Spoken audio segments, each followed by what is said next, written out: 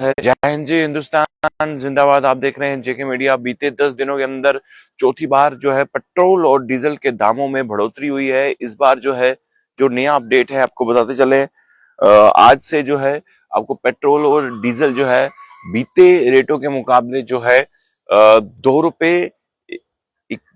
61 पैसे पेट्रोल और 2 रुपए 71 पैसे डीजल जो है वो आपको जो है अब महंगा मिलेगा। यानी कि पूरे देश में अब जो पेट्रोल की कीमतें हैं बीते 10 दिन में ये चौथी बार जो है बढ़ोतरी हुई है और धीरे धीरे अब रेट जो है वो बढ़ रहे हैं और कहीं ना कहीं जो है ये असर जो है मिडिल क्लास और जो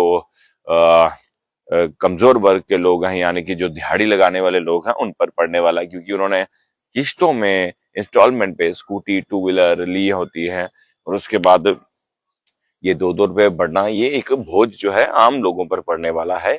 और देखिए जो अमीर लोग खासकर जो हैं उन पर तो इतना असर पड़ेगा नहीं, लेकिन हाँ जो मिडिल क्लास हैं या फिर उनसे जो कमजोर लोग हैं, जो जो फाइनेंशियली ठीक नहीं है, जिन्होंने इंस्टॉलमेंट पे जो है इंस्टॉलमेंट पे जो है टू व्हीलर्स ली होते हैं और उसके बाद ये थोड़ा थोड़ा असर जो है जरूर पड़ने वाला है। और उसके बाद दूसरी बात महंगाई की बात करें, अगर कहते हैं कि पेट्रोल डीजल की कीमतें बढ़ेंगी तो ऑटोमेशन में जो है तमाम चीजें जो हैं वो महंगी हो जाएंगी। तो अब यही देखने को मिलना है आने वाले समय में।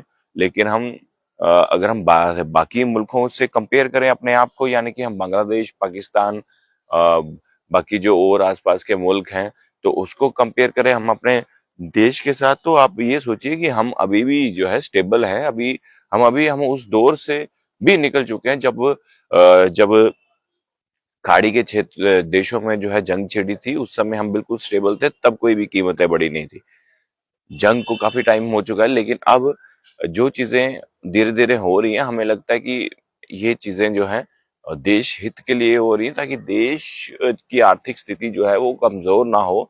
और रुपए को मजबूत करने के लिए तो प्रधानमंत्री ने ये भी आह्वान किया है कि आपने जो है पेट्रोल डीजल की खपत कम करनी है। यानी कि वो प्रधानमंत्री का कहना एक एक आप कह सकते हैं कि एक इशारा था कि आने वाले समय में पेट्रोल और डीजल की कीमतें बढ़ने वाली हैं।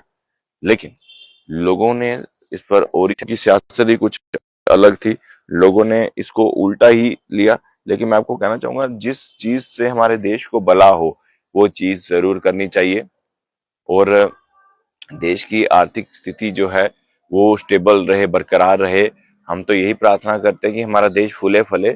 लेकिन अगर किसी कारण हमारा देश कमजोर होने की सिचुएशन में आता है तो हमें साथ देना अपने देश का। याद रखिए, यहाँ पर कोई भी बीजेपी या फिर कांग्रेस ये सब चीजें बाद में है, लेकिन पहले हमारा देश है।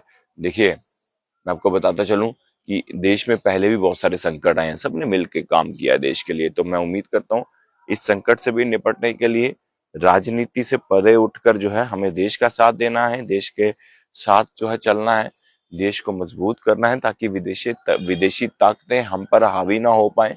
और खासकर जितने भी लोग जो ये चाहते हैं कि बाहर शादी करना है, बाहर इवेंट करना है, यानी कि देश के बाहर, तो उस चीज को अवॉइड कीजिए।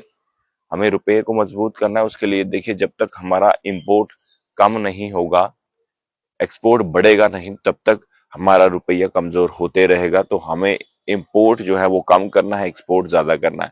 इंपोर्ट तभी हम कम कर पाएंगे जब तक डिमांड जो है स्टेबल रहेगी। यानी कि डिमांड बढ़ेगी तो एक्सपोर्ट, जो माफ कीजिएगा, इंपोर्ट ज्यादा होगा। यानी कि जैसे सोने की मांग ज्यादा होगी, डिमांड ज्यादा होगी, तो सोना इंपोर्ट जो है मुल्कों से अलग ज्यादा होगा, तो उसका भुगतान डॉलर पे करना होता है, तो फिर हमारा रुपया और कमजोर होता है। तो अब ये सब चीजें देश भर पर निर्भर है। मैं उम्मीद करता हूँ सब लोग इस चीज को समझ रहे होंगे, और जो नहीं समझे उनसे भी गुजारिश है आप भी समझ जाओ। देखते रहिए जेके मीडिया। धन्यवाद। जय हिंद।